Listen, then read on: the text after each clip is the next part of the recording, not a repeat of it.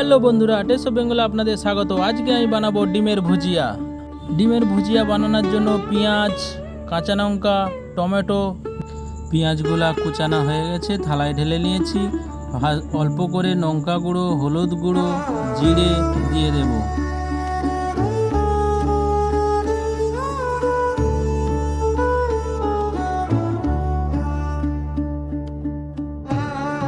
ভালো করে এগুলোকে আমি মাখিয়ে নেব।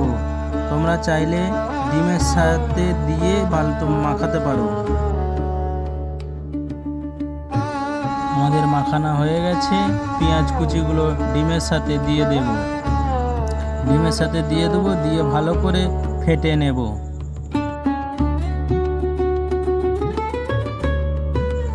ডিমটা ভালো করে ফেটে নেব। ফাটা হয়ে গেছে। তাওয়াটা আমি আগে গরম করতে দিয়েছিলাম, সরষের তেল ঢেলে দেব। তেলটা গরম হয়ে গেছে, ডিমটা ফেটে রেখেছিলাম তাতে আমি দিয়ে দেব।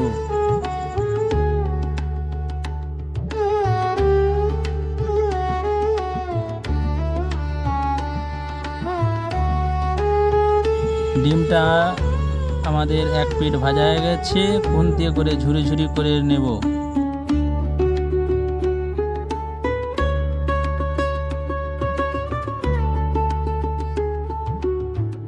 দেখো বন্ধুরা, আমাদের ডিমটা ভাজা হয়ে গেছে, থালাতে ঢেলে নেব।